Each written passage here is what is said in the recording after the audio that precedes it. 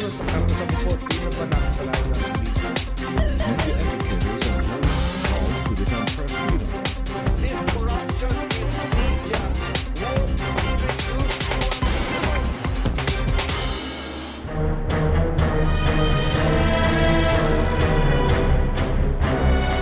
In the Philippines, the 70s and 80s were some of the scariest times in modern history. It was when then-President Marcos ruled the country with an iron fist, more so when he declared martial law in 1972. Placing the entire Philippines under martial law. Many remember it as a dark time when no one was allowed to say anything against the government for fear of being imprisoned or worse. In 1986, 3 years after the assassination of Senator Ninoy Aquino, over 2 million people rallied in EDSA opposing and resisting the rule of Marcos. After 4 days of revolting, Marcos and his family escaped to Hawaii, relieving the Philippine people from his dictatorship. 28 years have passed, and the memories of the EDSA revolution have been reduced to dull chapters in school history books. In fact, many of today's youth do not appreciate the history and significance of the People Power Revolution, remembering it only as a date in history and as a shrine in front of a mall. As the reason for bringing back democracy to our country, how can the modern Filipino appreciate the significance of the EDSA revolution and live on the promise of the movement? And will it still have bearing in the generation of the next 28 years? Good evening. You're watching News Cafe on the Solar News Channel. February 25 marked the 28th year since the EDSA People Power Revolution. Tonight, we are joined by two young people who will be giving us their take on the revolution that brought back democracy to the country. Dr. Nicole Curato is a researcher from the University of the Philippines and Australian National University. She has written numerous papers on the EDSA revolution and social trends on the government and elections. She is a contributor in websites such as Rappler and the quarterly publication Manila Review. Good evening, Nicole. Thanks for being here. Thanks for inviting me. And our next guest is Dr. Lisandro Leloy Claudio, who rose to cyberspace fame after calling out to Senator Tito Sotto during the alleged plagiarism scandal. He is a professor at the Ateneo de Manila University teaching history and political science. His book, Taming People's Power, The EDSA Revolution and Their Contradictions, analyzes how Filipinos remember and commemorate the People Power Revolution of 1986. Good evening. Good evening, Mitzi. All right, well, thanks again for being on the show. Thank you. Now, Thanks. both of you were babies during the People Power Revolution. I'd like to ask your views, your initial views on EDSA 1 for you, Nicole. What was your take? Well, I think as for a lot of people in my generation, we experienced EDSA through school and all of these documentaries. Of course, we didn't have any first-hand experience. My parents, unlike Leloy's parents, are your average middle-class families who aren't so political, but also wanted the dictatorship out. So in terms of the narrative of what EDSA is like, it was experienced and told to me like a standard fairy tale. Yeah. And I think that is a common experience for a lot of apolitical families at that time. So nothing spectacular, a bit dry and repetitive sometimes, especially if you're hearing it for the 6th time because you're in grade 6. So it's also good to have a retrospective on what that all means now that we're in our late 20s and in my 30s. And now 28 years after. Yes, exactly. For you, Leloy, well, your parents were leftist activists. Yeah, they were members of the Communist Party during that time, which was for the longest time at the forefront of the anti-Marcos struggle. I think for many people in my generation, we don't realize that EDSA was a moment, first and foremost, of relief. I mean, you had 2 decades, or more than 2 decades, of a very repressive dictatorship, wherein you were fearing for your life. If you printed something that was against the government, you could be sent to jail, you could be tortured. So for many people, which is like, thank God this is over. And I don't think we can understand that sense because we never went through martial law. Yeah. What do you think of your peers, your friends, the youth today? What are their views on this? Because it's like you said, we could never fathom what the repression was during the time martial law was, and then the shift to democracy. Do you feel that the current generation today really understands it?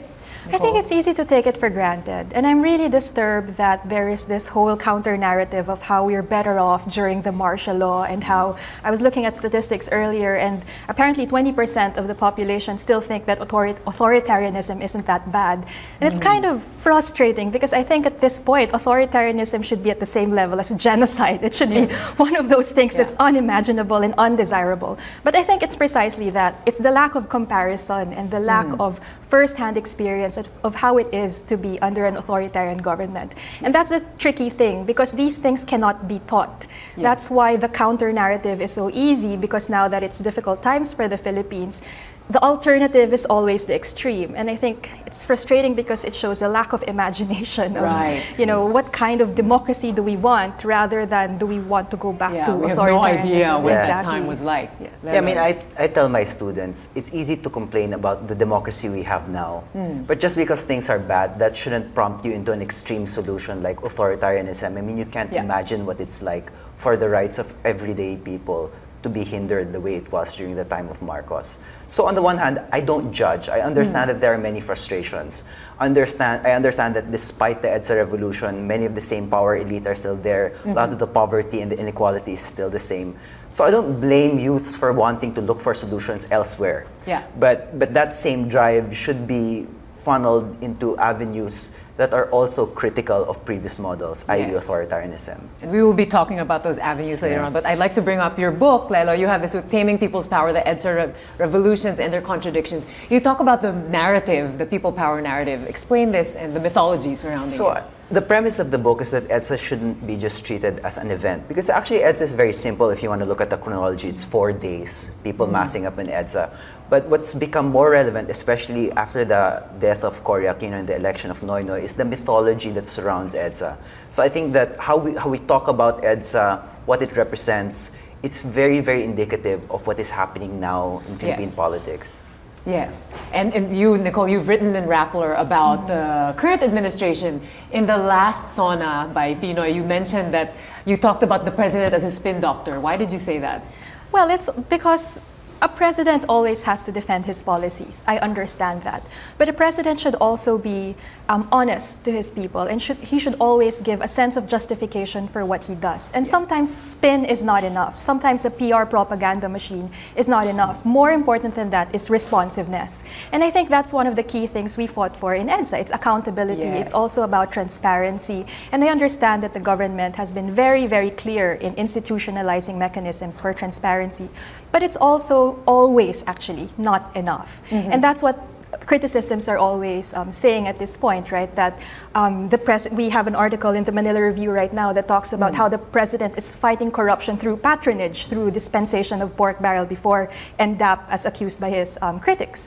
So it's one of those things that really stand out in the current administration, that when you really want to institutionalize reforms, the process of institutionalizing it should also be accountable and transparent. We cannot shortcut these reforms.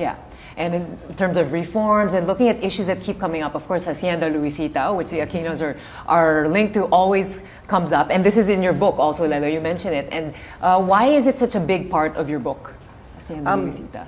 I used Hacienda Luisita. I did like 2 years of ethnographic fieldwork in Hacienda Luisita back and forth. And I use it as an example or as a case study of the communities and the peoples that are left behind by major political changes like EDSA. So it's very easy for, say, like a middle-class activist from Manila to say EDSA was great because now I'm not going to be repressed anymore, I'm not going to be jailed. But for the people in Hacienda Luisita, after EDSA, what happened was the promise of agrarian reform basically disappeared because now their landlord was president and her brother, Piping Coangco, was very influential now in Congress. And that led to basically the end of any hopes for agrarian reform in Hacienda Luisita. I mean, there might be land redistribution within the next year or the next 2 years, but how long did that take? What was the gap between 86 and now? And it took an argument between the president and Chief Justice Corona for the ruling to actually happen. And so this is what I talk about in the book, which is that the promise of EDSA it's a true promise, but it's an incomplete promise. And if you look at the margins of Philippine society, the margins of local politics, there are so many more contradictions that are elided by the nationalist EDSA narrative. Well, you talk about the promise of EDSA, right? And also looking at the spirit of EDSA, the first one, we had many other people power revolutions after. What did you think of those, Nicole, following the EDSA 2, 3? How did it change?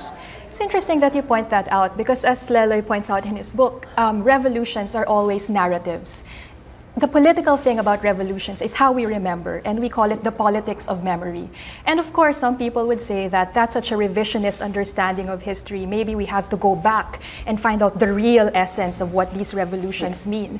But I think the even more interesting question is to have that debate on what we want it to mean at this point in our history. So for example, looking back on EDSA 2, at some point in history, people judged that favorably, that we ousted a corrupt, womanizing, democratically elected president. But right now, the narrative has changed, and we have statistics here that actually say that 42% of the population did not favor any of these revolutions. And so it's a changing narrative on how people kind of negotiate what this means, because I think ultimately these revolutions are judged based on their outcomes.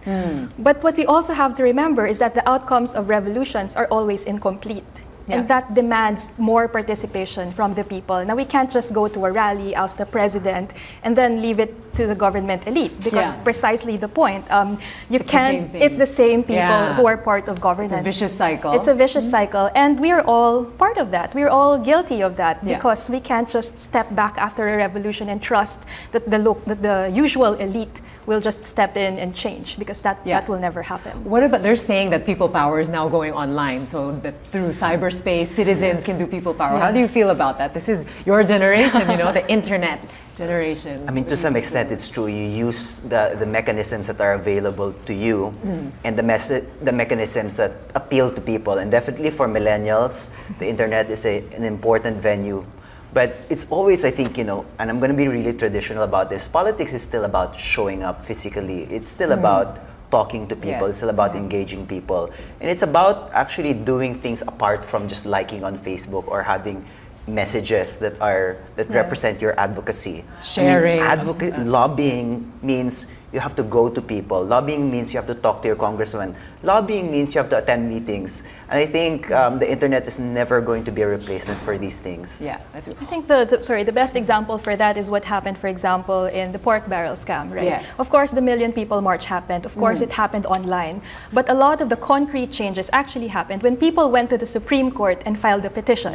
The same is true for cybercrime. There were lots of online activism, but what really set the difference is when people again filed a complaint in the Supreme Court about this. So it's always that combination of online pressure and offline organizing. And I think that's what a lot of the millennials are probably still have to understand, that a lot of activism has to do with organizing. It can happen on Facebook. Facebook can facilitate that, but the hard work really happens offline. So let's not take that for granted. It reminds me of your article, Rappler. You talked about how people have to get serious, especially after the relief efforts. People were trying to help by, we were talking about selfies also.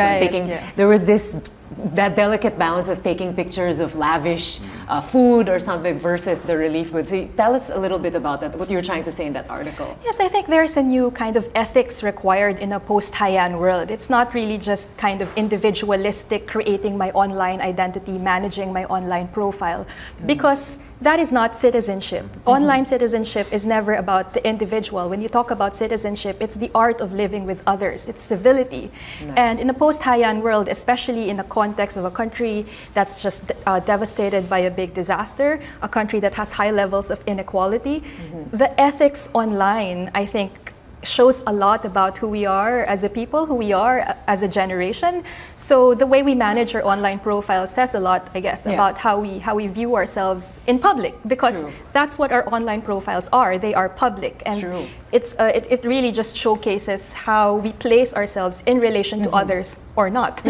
So given this current situation, how would you describe the typical Filipino today? Looking back, comparing it to EDSA 1986, how are we 28 years after?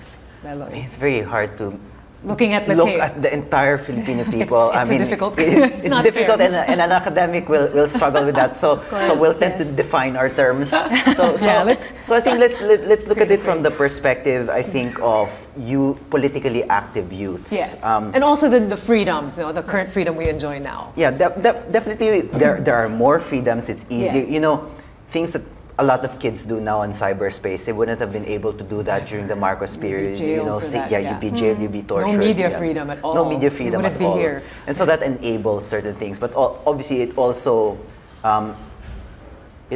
precludes a lot of thought involved in the writing process, because if you can say whatever you want, Yes. then you tend to shoot from the hip. But that's fine. I mean, that's obviously a good and fair trade-off.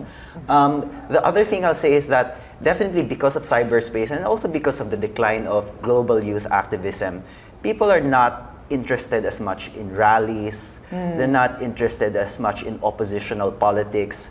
The kind of activism that you see today are like, people like building houses, or they like going out into public schools and teaching kids, Kind things of like outreach GK type. and Yeah. Teach for the Philippines. So the mode of social engagement now has shifted towards those forms that has its advantages and disadvantages. And a lot of people are saying that's the new people power.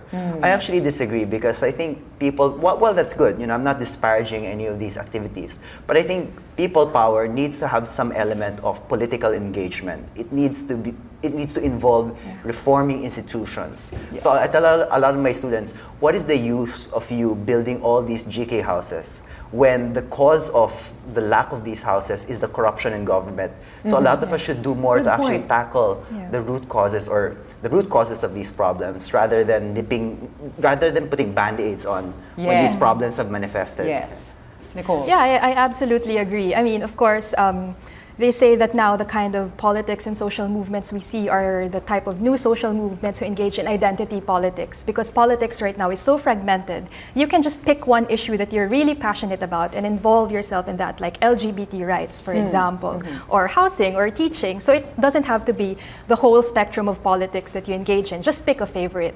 But again, the downside to that, like what Leloy pointed out, is that but the system is all connected, right? So for example, one of the things that I always insist on, and I've written about this as well, is, okay, we engage in foundations, we do all of these outreach work, and we think we are doing well. But I think ultimately the traditional structures of power are still there. Why do we have to reach out to poor people if these people have jobs that give decent wages to begin with? I've made an argument for living wage, for example. Why are these companies investing so much in foundations, but they can't pay their people well? Yeah. Isn't that a more contentious form of struggle that a lot of the youth should fight for? Because when they enter the workforce, they will be on contractual jobs, and they will start to feel that these are the rights that we have probably ignored. Which brings me back to the importance of more traditional forms of struggle. We take for granted labor movements. We take for granted these movements that fought for weekends. We have weekends because of these rights, right? Yeah. So there is still a very important argument to be made in terms of engaging traditional forms of politics,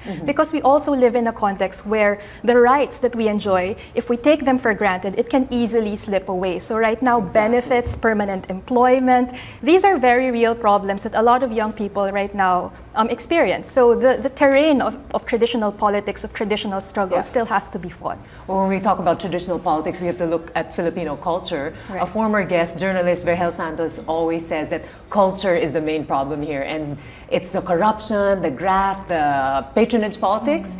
So it seems that it's hopeless. What do you think about that? Because how do we change this? How do we overturn this bad cycle? I think in terms of culture, the one thing I'd like to point out is the extreme class divisions that are embedded in our culture. I mean, you just look at our city, for example. How do you travel as a middle-class Filipino? You go up a flyover, you end up in a gated university, and then from the gated university, you go up a flyover again, you go home and enter a gated subdivision. In an air-conditioned car. Or end up in a gated, or end like up in a we're mall. not a third world country. Yeah. It's actually a first world within the third Yes. world, right? And those class divisions, they really prevent a sense of civic unity or engagement. And I think that's the main barrier in terms of democratic culture in the Philippines, the fact that we're so class stratified. Yes, we'll hold that thought. We'll be talking more about that. Very interesting discussion here, but we have to take a short break. And when we come back, we will talk more on the people power revolution. So stay tuned.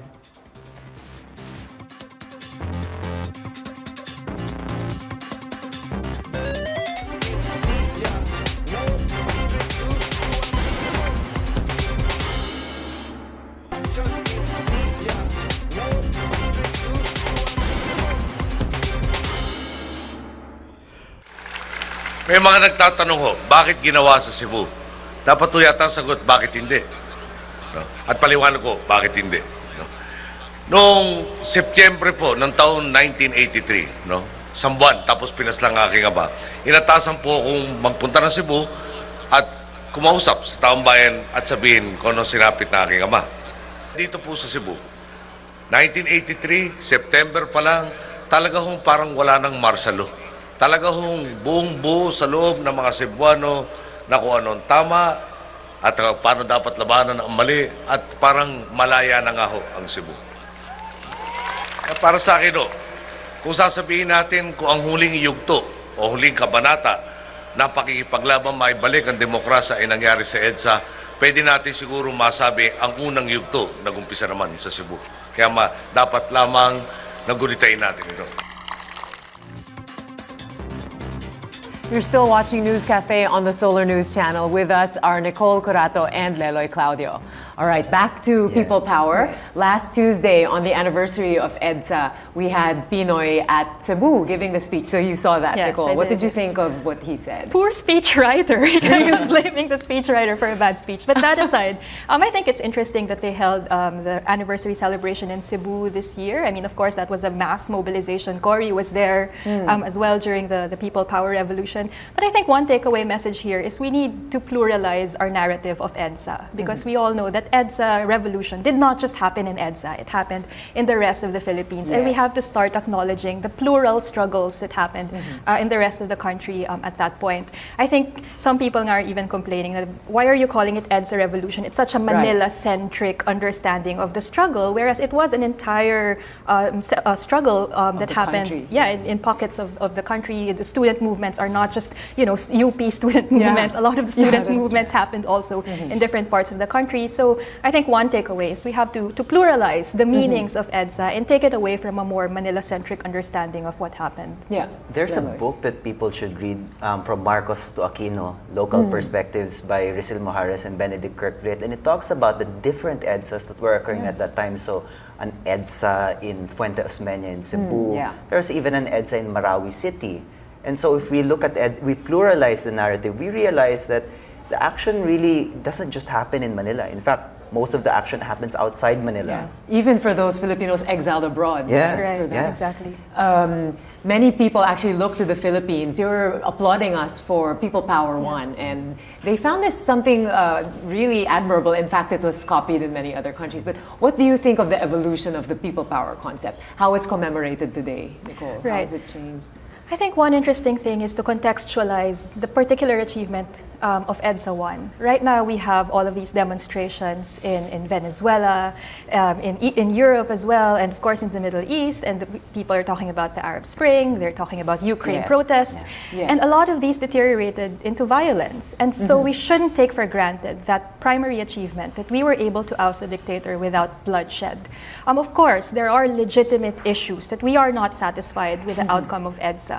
But I think one way to respond to that is, instead of simply just doing the role-playing commemoration of revisiting all of these monuments, is to start having a more serious discussion of how we want to move forward.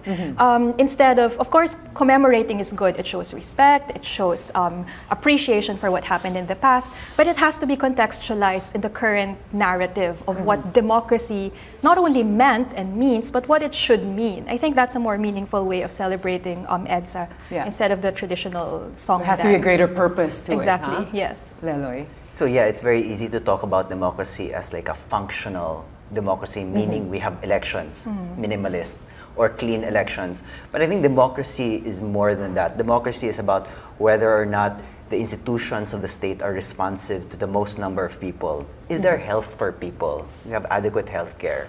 Are we feeding people? Basic questions. And I think if we really want to talk about EDSA as the moment that reintroduced democracy back to the Philippines, we have to start bringing up those questions also. Right. Well, a lot of struggles we're still going through. And in the speech, last Tuesday, Pinoy also said, kakayanin natin lahat ng pagsubok. What do you think about that? Well, of course, I mean, we have to. We have no choice, right? Yeah. But I think part of that also, I think, should be a stronger emphasis that EDSA is not just about the personalities who are on the stage.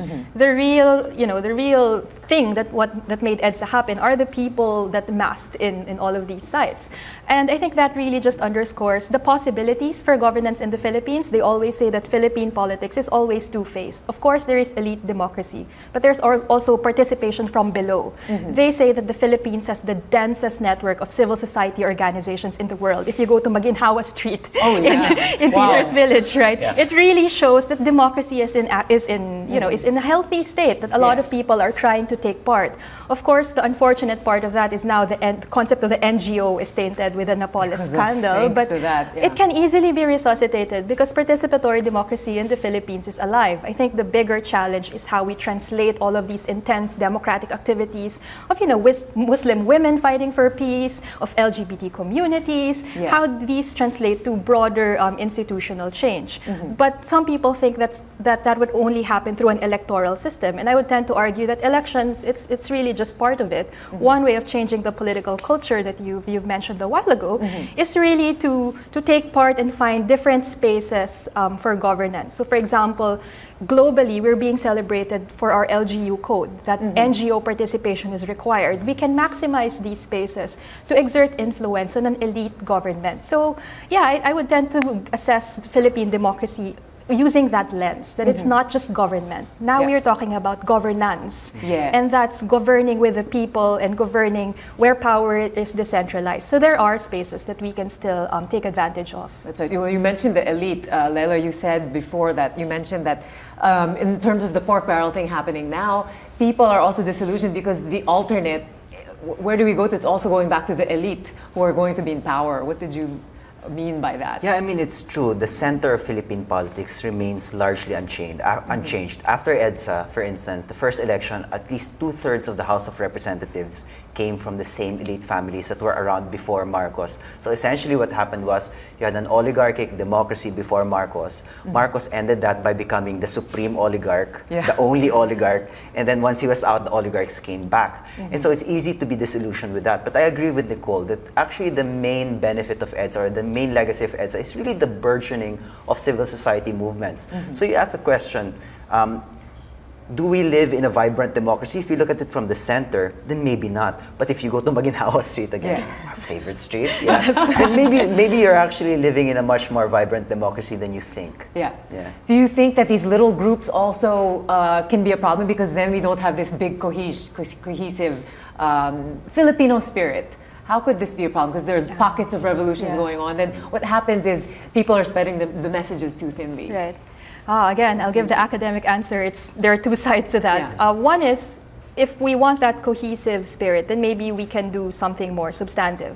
But the downside to that is nationalism also, as we've seen in the Second World War, also has its downside. So when people have that one solid, cohesive identity, it tends to silence the minorities. And I think I prefer the side where, yes, the struggle is fragmented, that yes, people find their own pockets of resistance, but at some point, on a particular important issue, people come together and make a concrete demand for change. I think I prefer that because I would rather have people find their own meaning in politics rather than having a central powerful person or organization that kind of dictates and imposes what kind of nationalism we need in this country. I think that is probably applicable in the 20th century, but not anymore in the 21st century. And that's sort of what happened before EDSA. When you talked about resistance or activism, a lot of the activists during that time were associated with the National Democratic Movement of the Communist Party of the Philippines.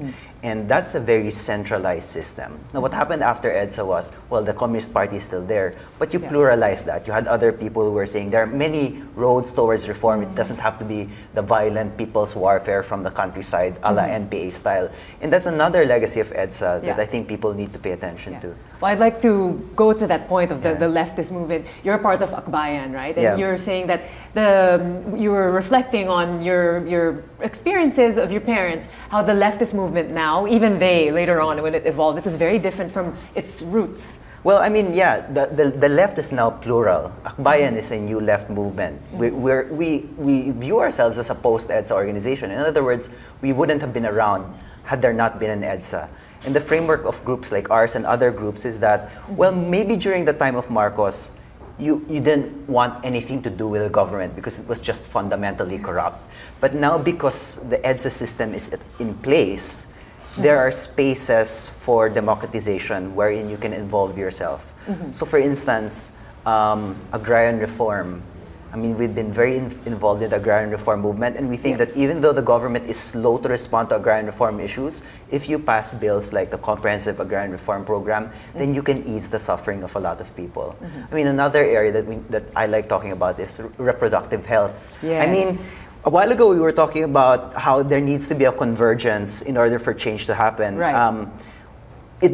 People don't need to converge all the time. It can be provisional convergences. And that's what happened with RH. You had so many groups coming in saying that because there's an opening for democratic involvement here, we will all come together for this issue to reduce maternal mortality, to protect women's rights and women's health.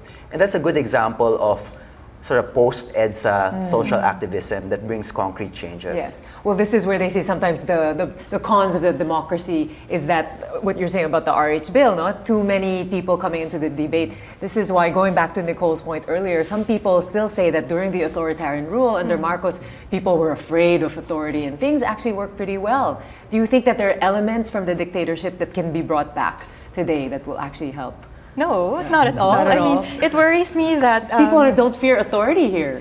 yes, that's probably why there are a lot of fans of Duterte, for example, who would Dirty probably, Duterte. he has all of these parang rewards. If you catch a smuggler, I'll give you a Montero or something. I saw that, and a lot of people are enticed by that. But I think that's just because there's a vacuum. There's a security vacuum. So let's not confuse the two. Let's not confuse our issues with security with our demand for authoritarianism. So I think, just to answer your question, are there parts of authoritarianism that we want to we want to resuscitate at this point?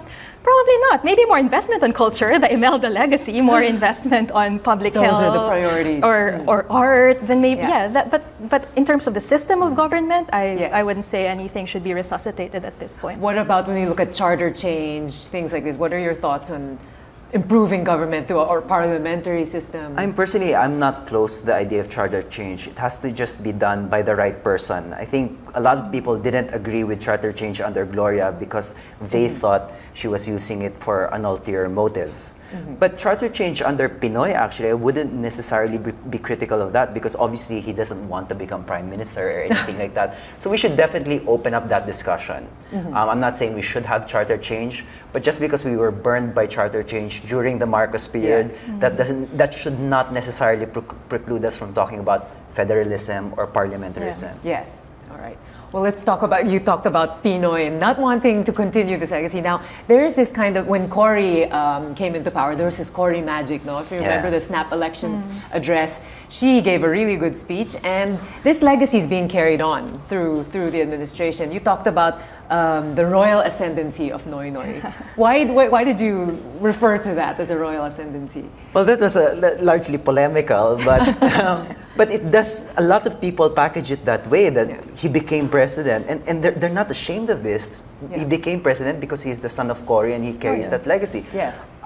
Well, that's not something you should brag about. I'm not against Pinoy or anything, but the fact that we elected someone because of his connections to his parents means that there's something immature about our democracy. That doesn't necessarily mean that we elected the wrong person, but we definitely elected him for the wrong reasons, if that was the actual reason that we elected him. Yeah. And you also talked about how the death of Cory was a big changing point in our political atmosphere. Definitely. I mean, I was in Australia when this was happening, and I was just watching, and everybody knew Noy Noy at the time, but Noy Noy, I think when he won as senator, it was like 10th, 11th or something, very low. And then suddenly he's the most popular presidentiable simply because his mother died. And that says something about how we think about the past and in also the his Philippines. sister. And his sister. Sorry, writing on his sister's. Yeah. So why was that the case? And why did Conrado de Quiros, for instance, call Noy Noy's election as EDSA masquerading as an election? You know, I think these are very poignant questions about the mythology of EDSA that bring up how we think as a people or as an electorate. Yes. Well, where do you think we need to go right now? Well, the current generation, everyone says the youth today really are the future. And what, for you, Nicole, what is the situation we're at now, and what has to be implemented? You always talk about progressive politics, Right. and the president needs to focus on progressive governance. Right. Well, primarily because the president amazingly still enjoys high popularity rating. And for me, it's really such a good opportunity to do something more meaningful and more progressive compared to just institutionalizing structures of good governance. Of course, that's important, but there are a lot of other issues that he can settle. Like, for example, inclusive growth. It's amazing how after he realized that the unemployment rate remains unchanged, the poverty rates remain unchanged, suddenly he calls for a cabinet meeting and starts a discussion on we have to do something different. But if we look at the policies, it's the same policies, economic policies that we've implemented over the years. So I guess that's where I'm coming from. Right. For such a popular president and still implement policies that are a bit traditional, that are not so imaginative, that's a bit frustrating. So I guess in terms of the question of where do we go from here, I think probably people have started talking about 2016, but I think instead of focusing on personalities, on who we can choose as president, maybe now is the time to ask, well, as a people, which kinds of politicians can we actually build up and support for 2016? Because it's not enough to have a good president, for example. Yes. It's not enough to have a good congressman in one district. It has to be a critical mass of progressive politicians. And we have to start now. Because all of these trapos have started hiring all of these consultants to fix their image and run surveys. So I think if the people are serious in creating something progressive for 2016, then we have to do something right now and make sure that there's a critical mass of progressive politicians that's going to win in 2016. All right, well, good point to ponder. While we take this short break, we'll just take another quick break, and when we return, we will have a final word from our guests.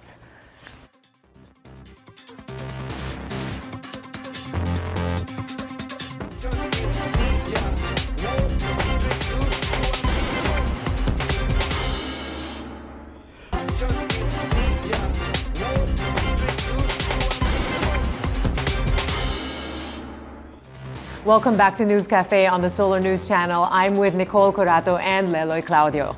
All right, guys, I want to ask you about the current state of course, where we are right now after EDSA. We've just celebrated 28 years of EDSA revolution.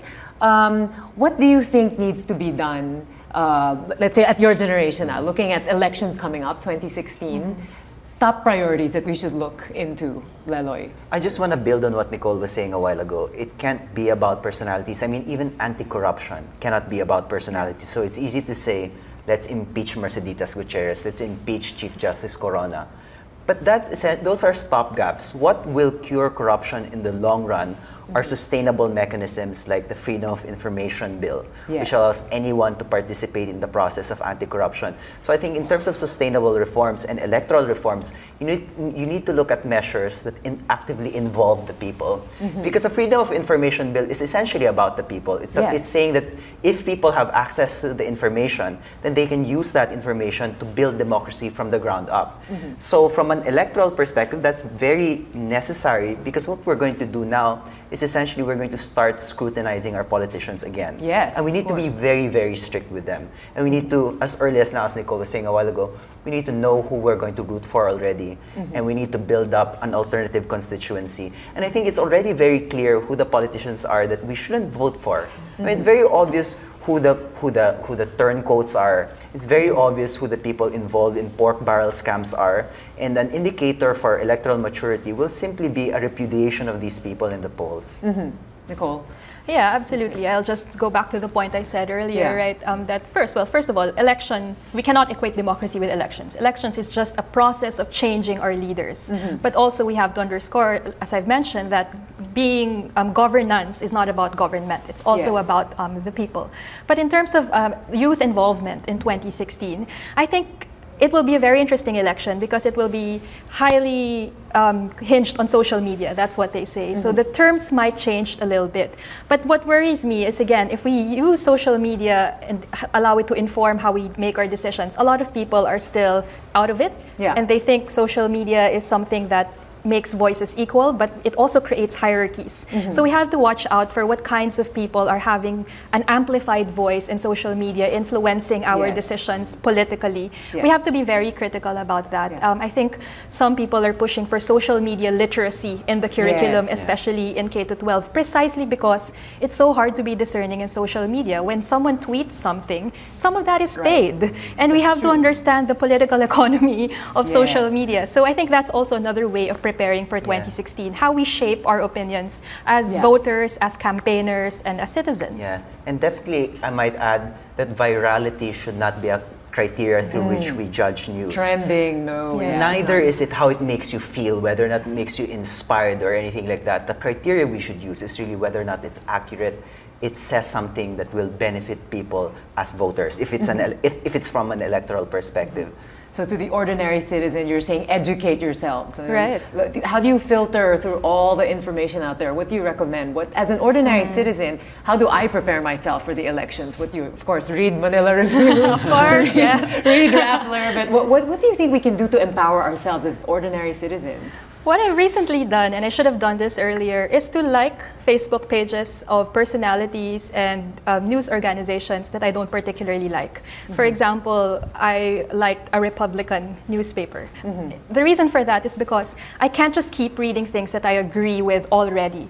I have to broaden my perspective, because that's one of the critiques of in a social media world, where people just read things that they like and they start creating enclaves of discourses, and they stop reaching out to other people. So I think that's one of my suggestions for people who want to educate themselves. Try to broaden the range of literature that we read online. So in that sense, we have a sense of what's happening outside of our little enclaves. Yeah. We also should start talking to people who aren't like us. We have to start talking to people that we disagree with, and start learning the ethics of engaging in politics online. It's so easy to share a really nasty meme of Nancy Binay, for example. Of course, it's funny for a lot of people, but we have to start thinking about the politics of that, the ethics of that, because in the end, we may not be then aware of the consequences of these things, because everything can be just shared. Elevate the discussions by opening up your mind to other perspectives. Exactly. Now, this is what I admire about both of you. You've really taken it up a notch because you've pursued further studies. You're both doctors. Now, this environment for scholarship, I want to ask your experiences from the Philippines and abroad. You both studied in Australia, also the UK. So what do you think about the environment for mentorship and scholarship in the Philippines versus, of course, I mean, maybe it's unfair, but versus abroad, like first world countries? I don't want to make like broad generalizations, but I try to always tell my students that you are here not simply to listen to me, but actually to engage and debate me. Yes. But the perspective is usually, you're the teacher, we're going to take down notes, we want to hear what you have to say. And that's not a healthy learning environment, actually. A one-way learning environment is a terrible learning environment, because the best way to learn is through articulating yourself against the opinions or pegged to the opinions of another person. And that's just something I feel we need to encourage in our classrooms more.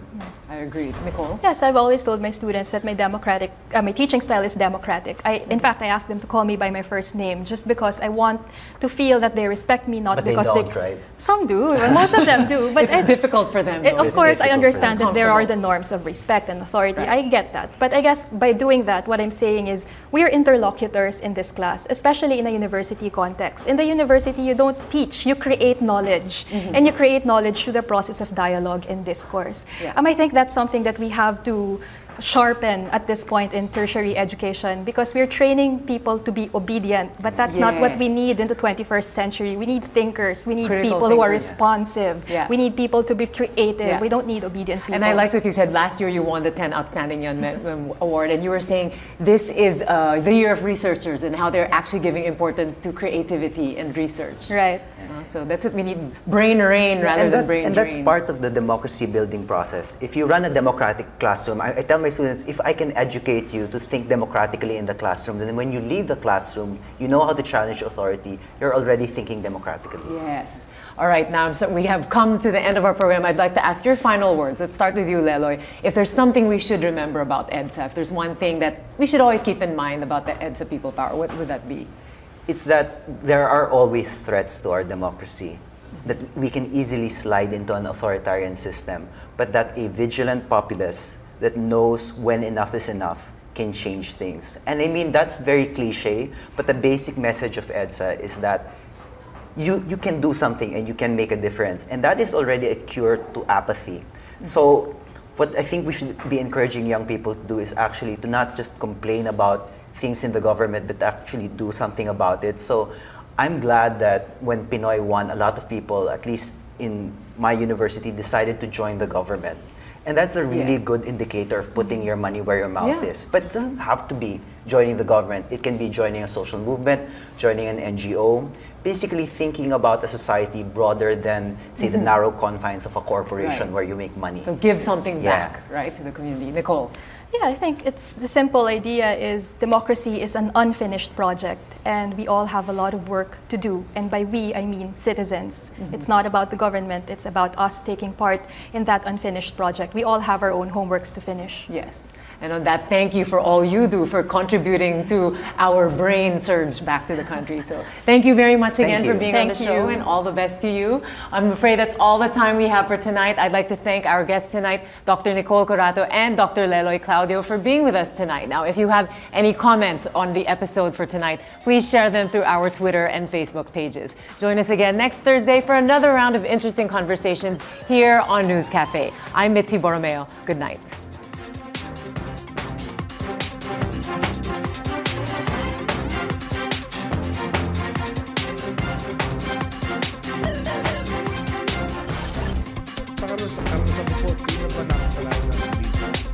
Media educators and journalists called to defend press freedom. This corruption in media won't be reduced Experience of how it is to be under an authoritarian government. And that's a tricky thing because these things cannot be taught. That's why the counter narrative is so easy, because now that it's difficult times for the Philippines, the alternative is always the extreme. And I think it's frustrating because it shows a lack of imagination of, you know, what kind of democracy do we want rather than do we want to go back to authoritarianism. We have no idea what that time was like. Yeah, I mean, I tell my students, it's easy to complain about the democracy we have now. But just because things are bad, that shouldn't prompt you into an extreme solution like authoritarianism. I mean, you can't imagine what it's like for the rights of everyday people to be hindered the way it was during the time of Marcos. So on the one hand, I don't judge. I understand that there are many frustrations. I understand that despite the EDSA revolution, many of the same power elite are still there. A lot of the poverty and the inequality is still the same. So I don't blame youths for wanting to look for solutions elsewhere. But that same drive should be funneled into avenues that are also critical of previous models, i.e. authoritarianism. And we will be talking about those avenues later on, but I'd like to bring up your book, Lelo. You have this book, Taming People's Power, the EDSA Revolutions and Their Contradictions. You talk about the narrative, the people power narrative. Explain this and the mythology surrounding it. The premise of the book is that EDSA shouldn't be just treated as an event, because actually EDSA is very simple. If you want to look at the chronology, it's 4 days, people massing up in EDSA. But what's become more relevant, especially after the death of Cory Aquino and the election of Noynoy, is the mythology that surrounds EDSA. So I think that how we talk about EDSA, what it represents, it's very, very indicative of what is happening now in Philippine politics. Yes. And you, Nicole, you've written and rapped EDSA revolution and live on the promise of the movement. And will it still have bearing in the generation of the next 28 years? Good evening. You're watching News Cafe on the Solar News Channel. February 25 marked the 28th year since the EDSA People Power Revolution. Tonight, we are joined by 2 young people who will be giving us their take on the revolution that brought back democracy to the country. Dr. Nicole Curato is a researcher from the University of the Philippines and Australian National University. She has written numerous papers on the EDSA revolution and social trends on the government and elections. She is a contributor in websites such as Rappler and the quarterly publication Manila Review. Good evening, Nicole. Thanks for being here. Thanks for inviting me. And our next guest is Dr. Lisandro Leloy Claudio, who rose to cyberspace fame after calling out to Senator Tito Soto during the alleged plagiarism scandal. He is a professor at the Ateneo de Manila University teaching history and political science His book, Taming People's Power, The EDSA Revolution and Their Contradictions, analyzes how Filipinos remember and commemorate the People Power Revolution of 1986. Good evening. Good evening, Mitzi. All right, well, thanks again for being on the show. Thank you. Now, Thanks. both of you were babies during the People Power Revolution. I'd like to ask your views, your initial views on EDSA 1. For you, Nicole, what was your take?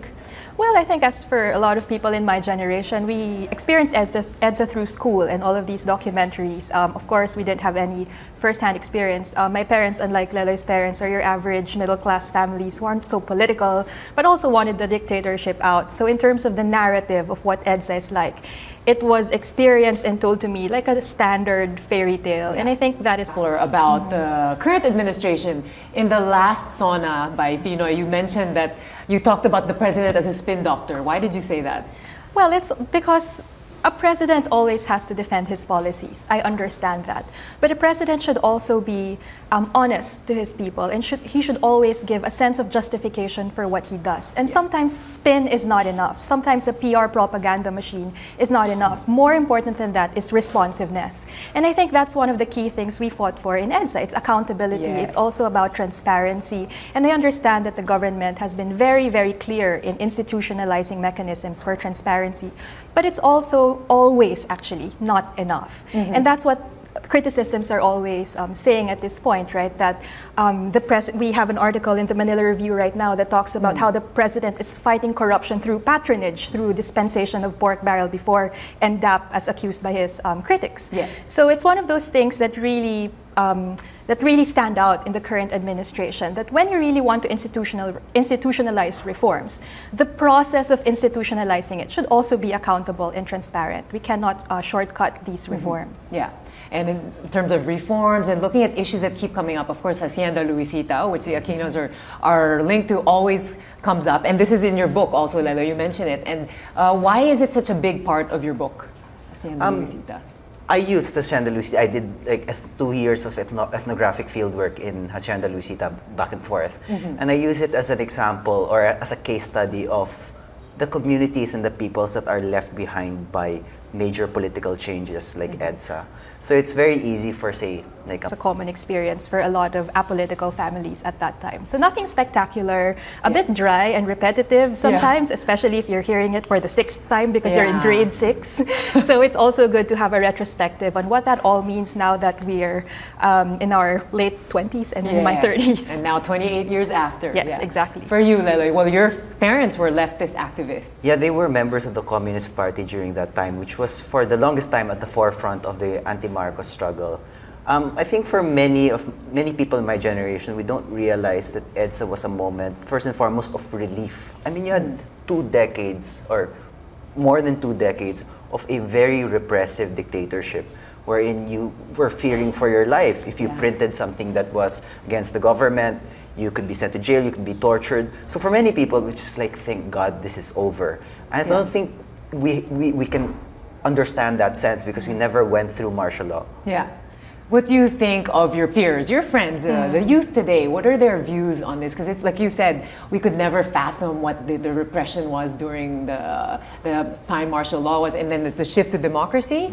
Do you feel that the current generation today really understands it? I think it's easy to take it for granted. And I'm really disturbed that there is this whole counter-narrative of how we're better off during the martial law, and how I was looking at statistics earlier, and apparently 20% of the population still think that authoritarianism isn't that bad. And it's kind of frustrating because I think at this point, authoritarianism should be at the same level as genocide. It should be one of those things that's unimaginable and undesirable. But I think it's precisely that. It's the lack of comparison and the lack of first-hand experience.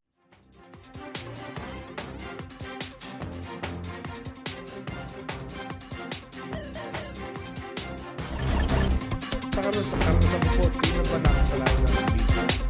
Media educators and journalists called to become press freedom. This corruption in media won't be reduced to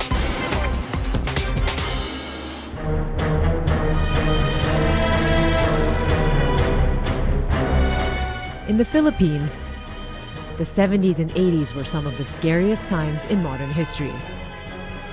It was when then President Marcos ruled the country with an iron fist, More so when he declared martial law in 1972. placing the entire Philippines under martial law.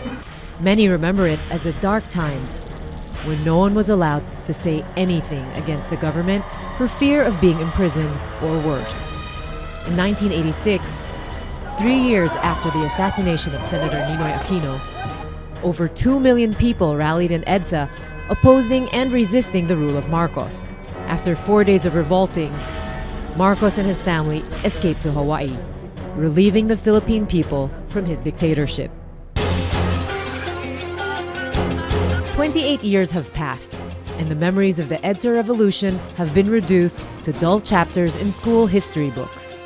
In fact, many of today's youth do not appreciate the history and significance of the People Power Revolution, remembering it only as a date in history and as a shrine in front of a mall. As the reason for bringing back democracy to our country, how can the modern Filipino appreciate the significance of the